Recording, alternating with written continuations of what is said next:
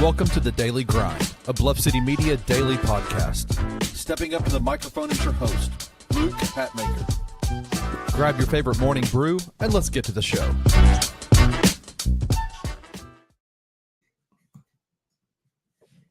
Baby, here I am. I'm a man on the scene. Hey, little thing, let me like you can, cause mama, I'm your handle now. Mess around.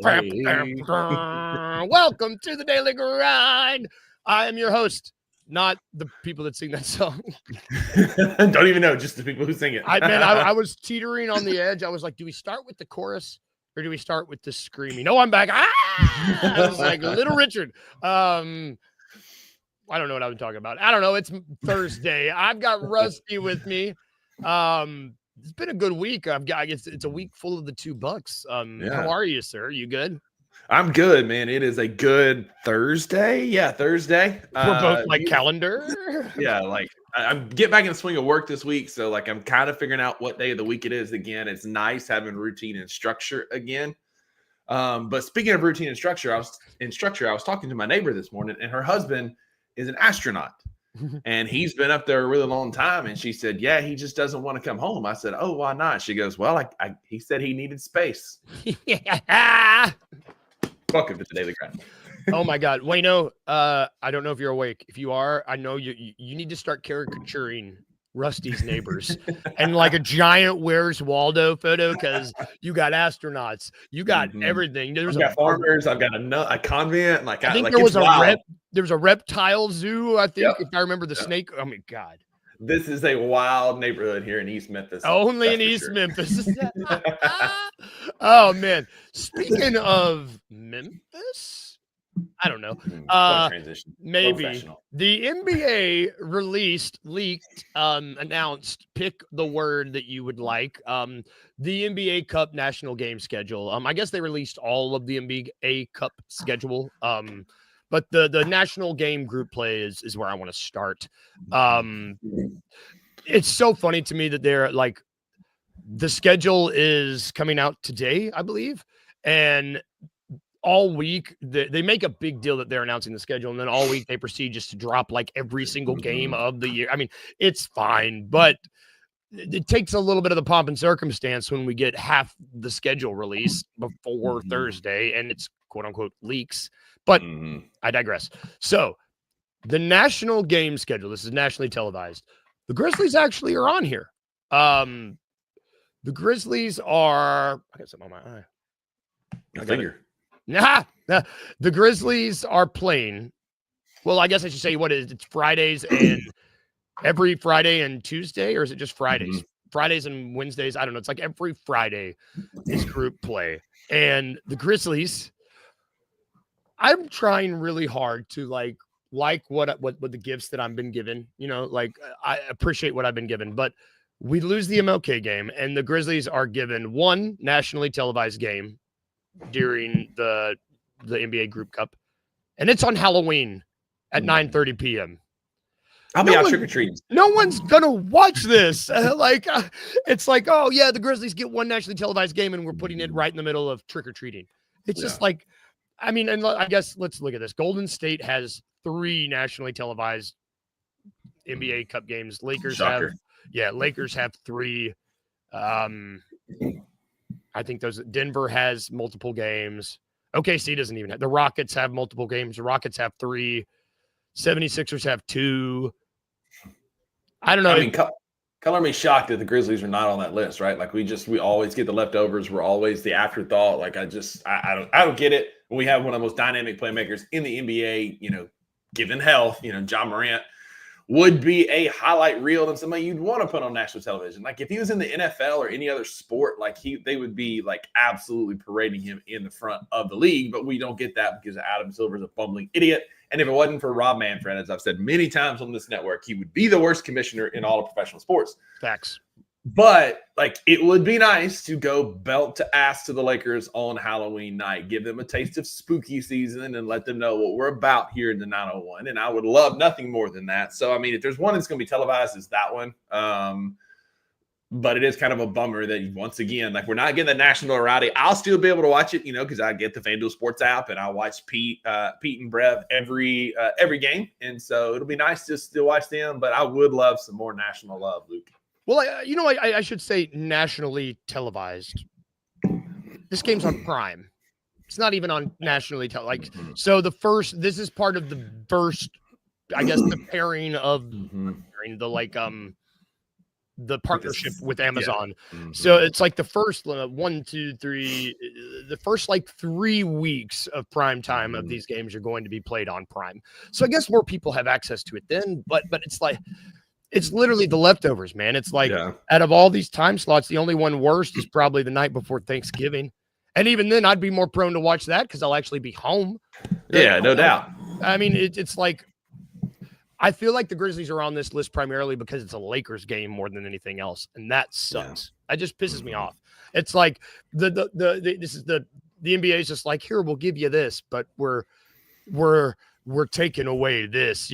I think Edwards said it the other day in the comments. I'm probably gonna misquote him, but I love this analogy. It was like taking away the family reunion to go study abroad for something you have to study for. It's like, yeah, it's cool, but it requires a lot of work. You take the MLK game from us to put us on a bigger global scale, but we lose something that really matters. And then you're putting us on a nationally televised game, but it's on the worst night of the week the worst night of the year to maybe sit down and watch a basketball game. And what you notice on this list is you don't see any Thunder. You don't see you see two Spurs games.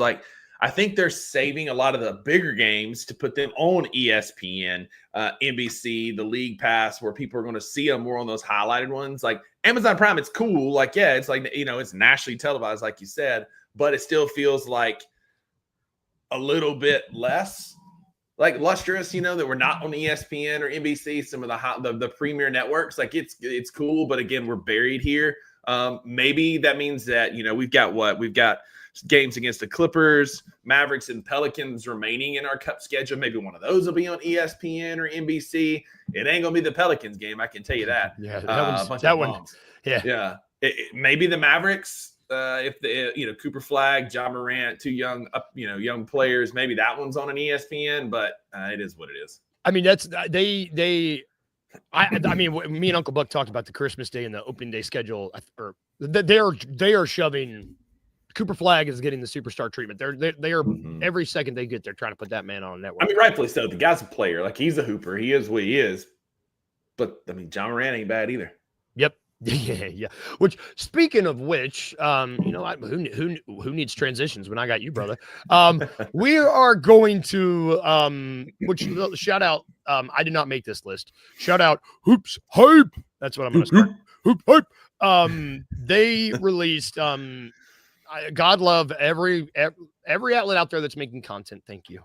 Seriously, because it provides great. It's very helpful.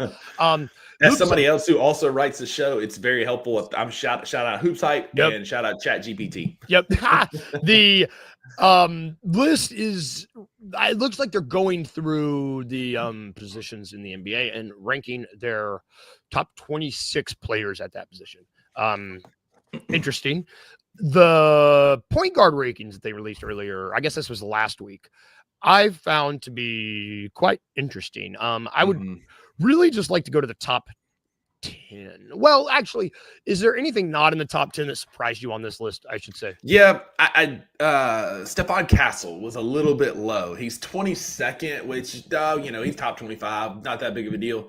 But he was really good for San Antonio last year. He on both sides of the ball. Obviously, the NBA Rookie of the Year. He's behind guys like Andrew Nembhard, who was good last year, but I thought Stephon Castle was better. Peyton Pritchard. He's behind Peyton Pritchard. Exactly. And Jalen Suggs, who's a great defensive point guard, but struggles some offensively. I feel like Stephon Castle, it could be a little bit higher.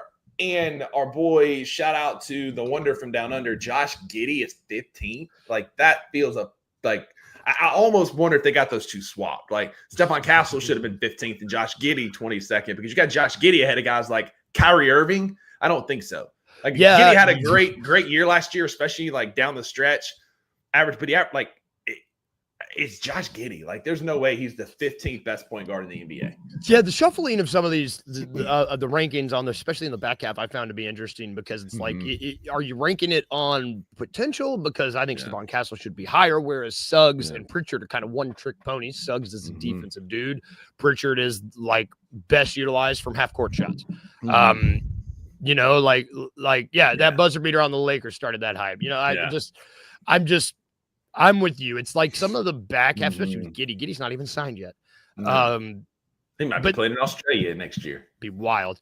Then you get to the top 10. For me, one thing I guess the biggest thing that jumped out to me. Well, do you consider Luka Doncic a point guard? Because I guess he's ranked second on this list, and he handles the ball a lot, but like I just don't consider him a point guard personally.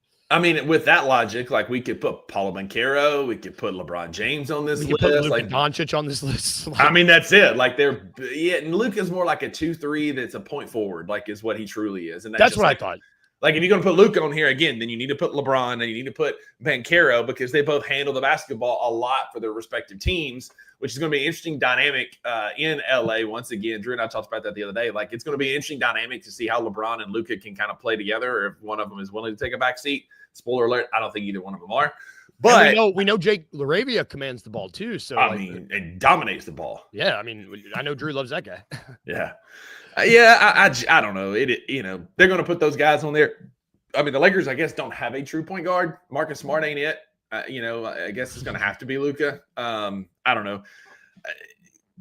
I don't think he belongs on this list. Yeah, I mean, all that to say, you take Luka. John Moran is still outside the top 5. That's what I wanted to mainly talk about. He's listed at number 8 on this list.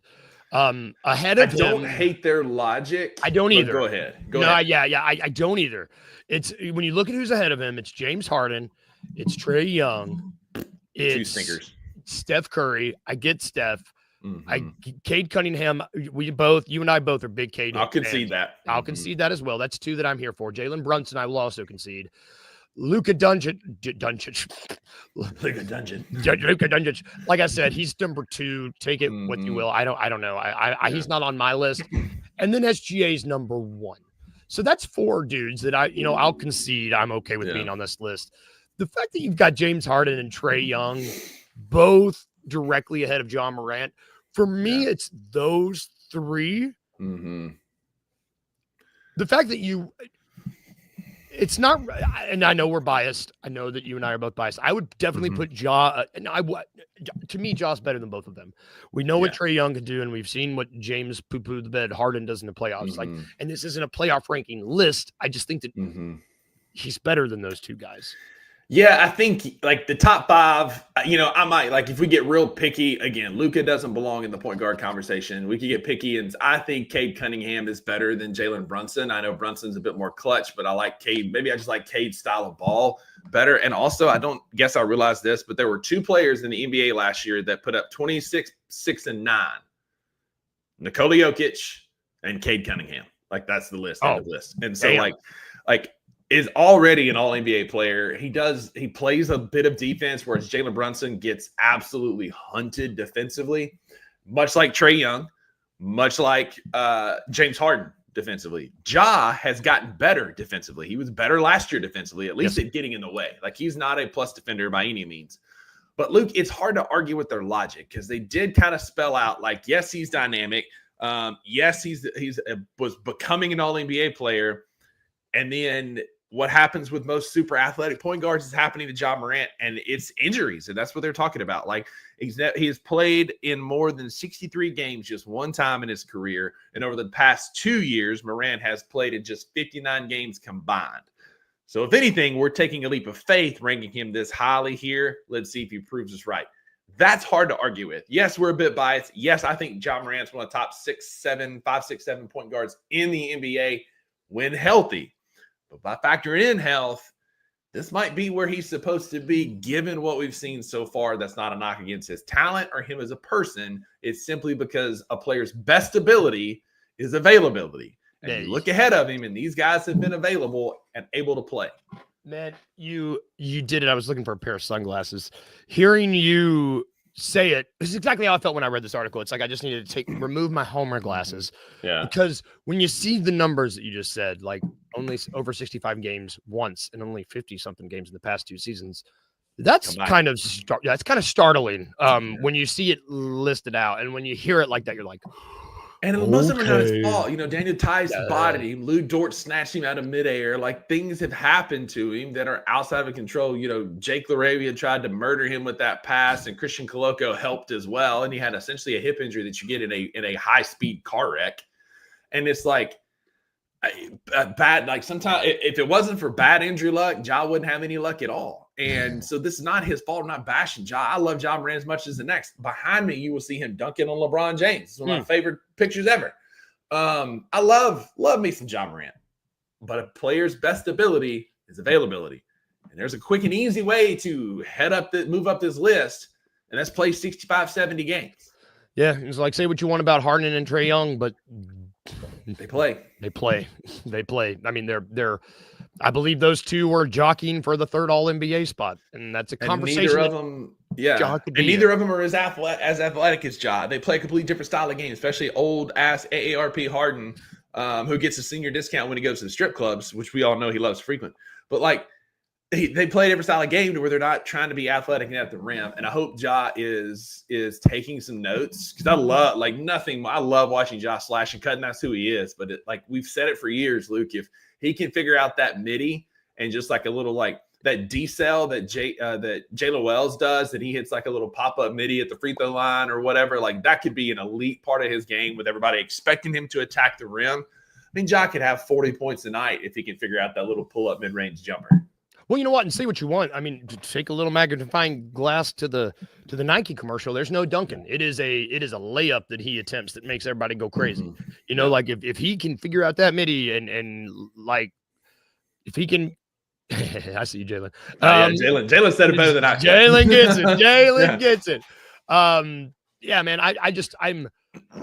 This is one of those things where I would love to like fast forward to the middle of the season and see where we're at, because I'm excited for this. I'm ready for basketball.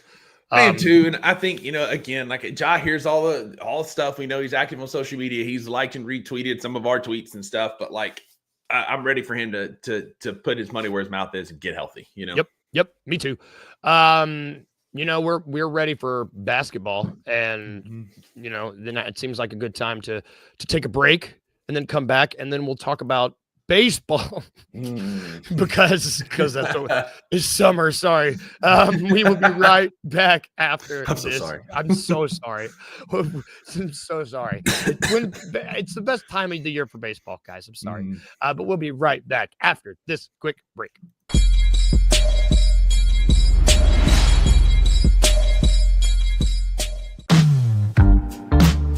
Choking and token.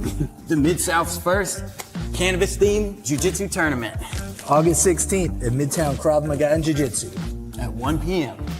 21 plus to compete or consume. Consumption not required. Ounce of Hope is licensed by the state of Tennessee. This is all 100% legal hemp products. Everything's good to go. We'll have gi divisions. No gi divisions. Madison bracket, guaranteeing 4 matches per division, plus an absolute winner. Each fighter receives an Ounce of Hope gift bag, and there's prizes for every winner. Check out the link below to sign up.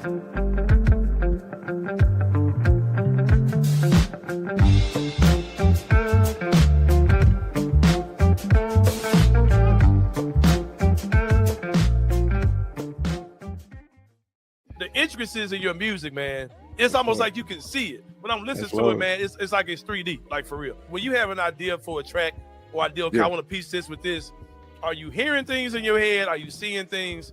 Or are you feeling things? It's a combination for sure. I would just walk around Manhattan trying to score everything I saw. I have always been a fan of scoring the moment. And so now when I sit down to make music, I'm pulling from a library of approaches to try to convey an emotion I just felt.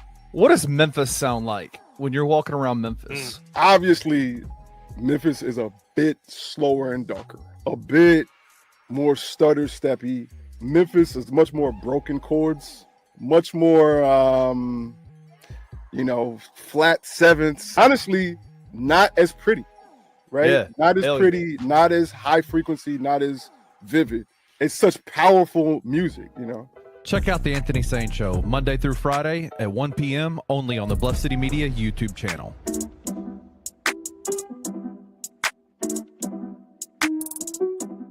There's no one more polarizing than Taylor Swift, and I find it to be absolutely hysterical.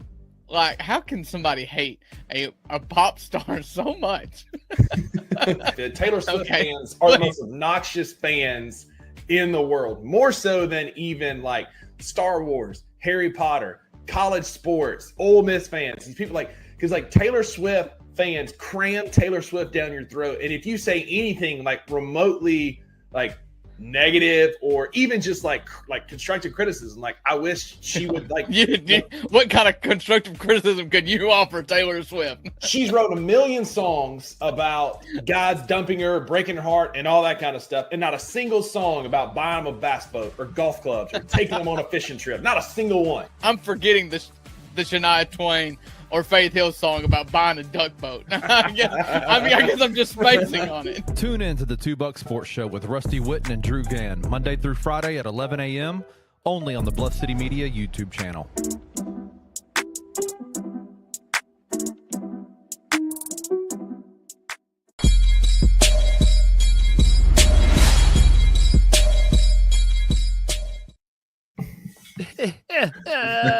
Some fools on that show. Some fools. Man, made me smile.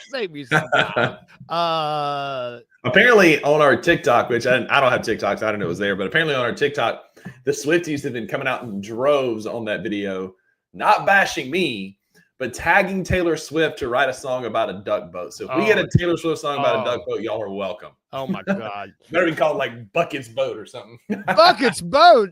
Let's go. That's $1 million idea. You do not get that away for free, my friend. Copyright. Bucket's Boat. I'm getting a segment. Oh my God. Bucket's Boat. We'll be back with that. Found some hope, y'all. The premier cannabis dispensary in Memphis. Promo code Bluff City right here will get you 15% off first order. QR code will take you to the website. They will be hosting Memphis's first ever cannabis-inspired jiu-jitsu tournament with Midtown Krav Maga. It is called Chokin' and Token. Let's go. Got it right. Attaboy. Those guys, they're great. They're great. I was doing a lot of research last night because I will be there. I'm just really excited. I'm excited to support these guys. While you're there, if you want to come see us, also come get a tattoo at Trilogy Tattoo. They're great. It's gonna be a good time, y'all. I think the weather's supposed to be good. The guys are great. It is what it is. It's gonna be hot outside. Sweaty. That's it. We're gonna watch some dudes roll around doing some jiu-jitsu, hanging out. It's gonna be a good time. If you haven't, you can still sign up. There's still room to sign up to compete. I will not be competing. I'll be there more for the toking than choking. Yep. But come hang out with us. Luke's gonna be there. I think Maggie's gonna come out for a little bit. I think Kitty. It's gonna be an awesome time. Yep, it's gonna be a good time, y'all. Come hang out. And we're also brought to you by FanDuel. They will not be there unless they surprise us. But they're great. And they're all, we were talking about content earlier. They're wonderful. And they are really just good at what they do. I don't know. It's pretty good. So I want to talk about baseball. I know it's the baseballs. We're both really big fans. And we are right smack dab in the middle of just the best time of baseball. I mean, this is when it matters. This is the hunt for October. This is it.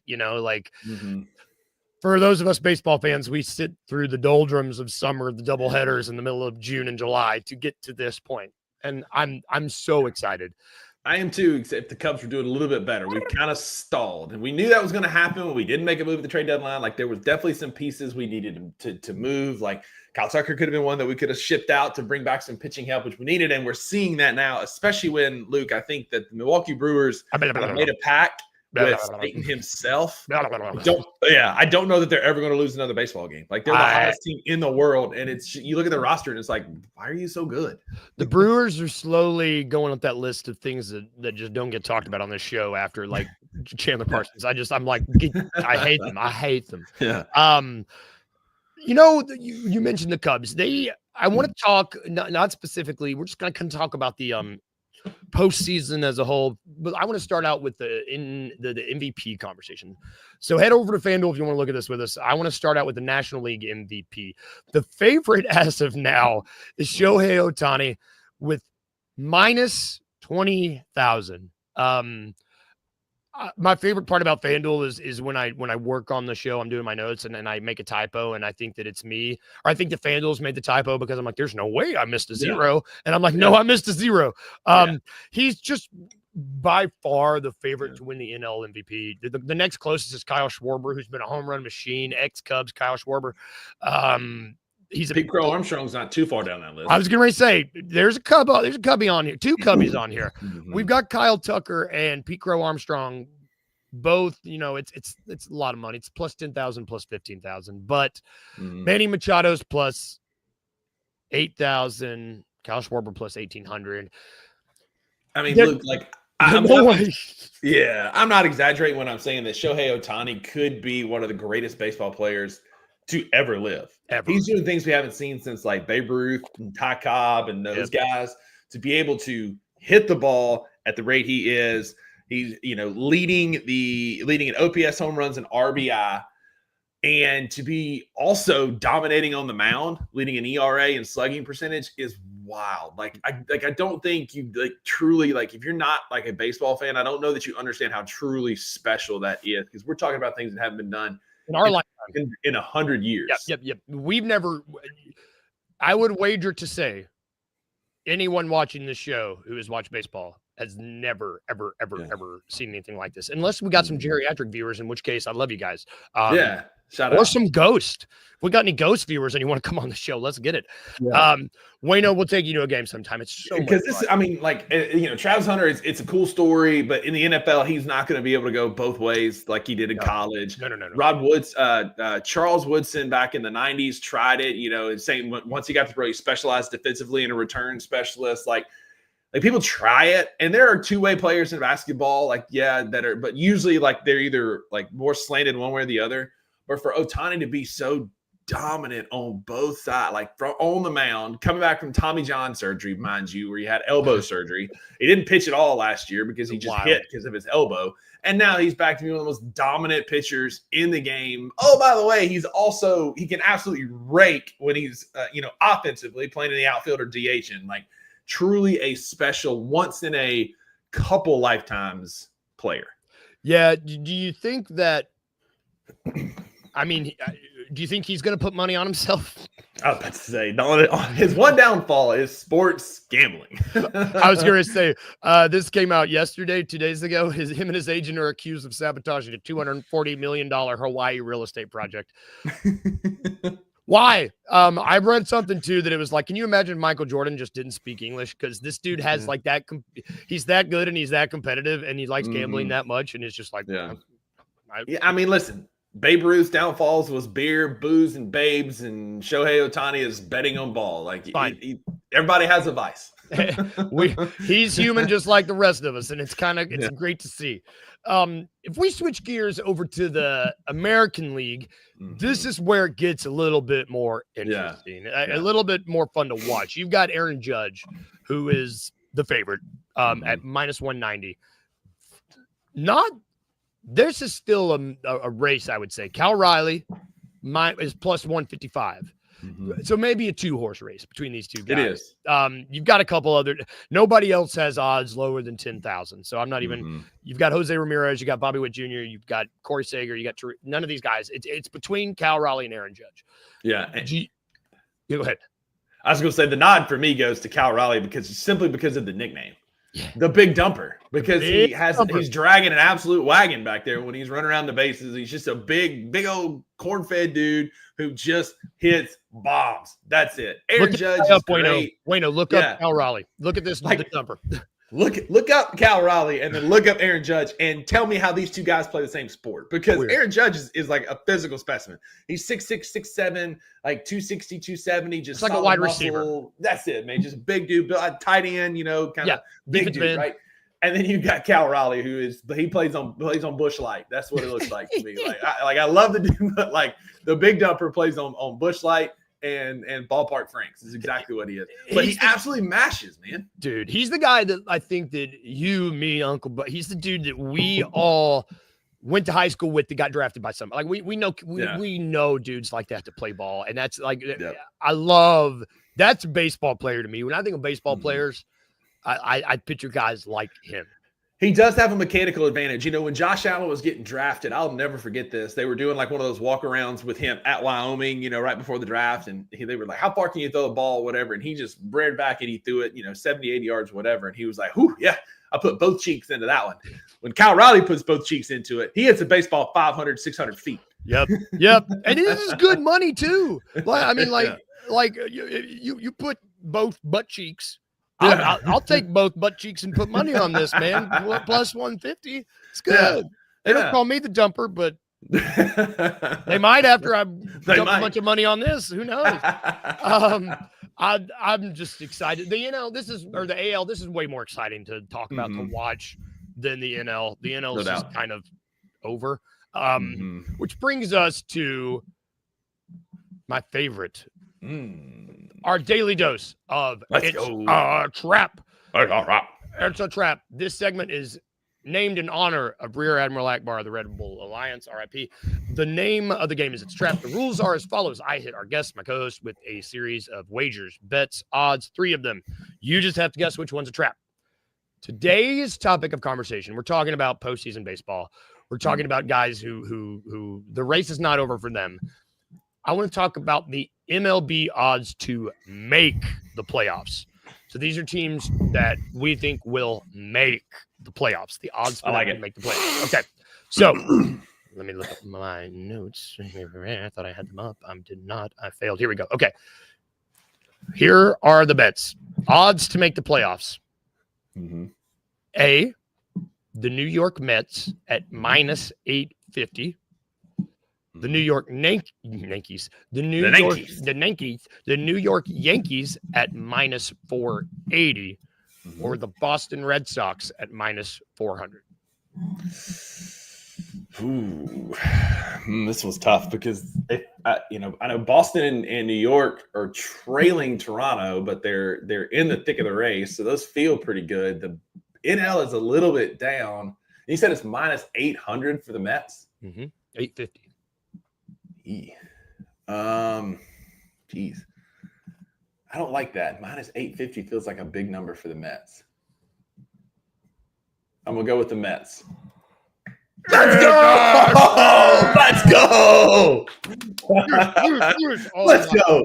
Logic helps. Logic, man, that was good. So I was. Let's go. You're good, my friend. So you were right, man. The New York and Boston odds, they're right in the thick of it. These are the exact same.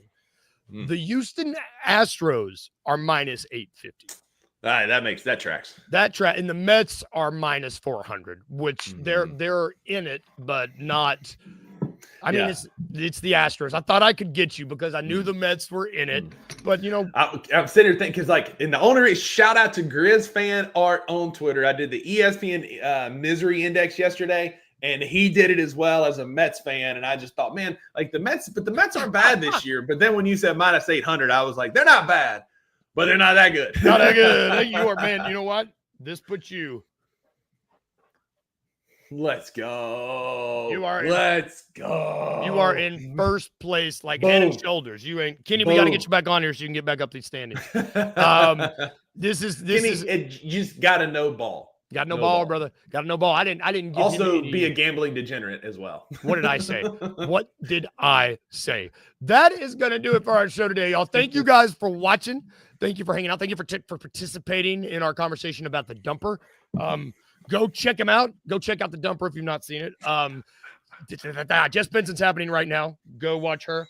$2 Sports Show today at 11. Talking college basketball, talking college football, and NFL franchise valuation. Come hang out for that. That's pretty cool. Talking about what each franchise is worth. Oh, cool. Shout out Uncle Buck for finding that. Yeah, it's gonna be good. Are you going to talk about how the Bears are priceless? as long as their quarterback can fit it in his purse, right? Man, y'all are in for an awful season of football with me at the helm of this ship. We will be back tomorrow. It's Friday. We'll be back. So, but yeah, have a great day today. If you're going to go to work, have a good day at work. If you're staying at home, have a good day at home. Remember these 2 things as we leave you. Remember to be a little weird, just a little bit, and remember to smile. Bye, guys. Have a great day. We'll see you tomorrow. Thank you for listening to The Daily Grind. If you enjoyed this episode, leave a rating and a review wherever you download your podcasts. Also, like and subscribe to Bluff City Media's YouTube page. We'll see you back here next time.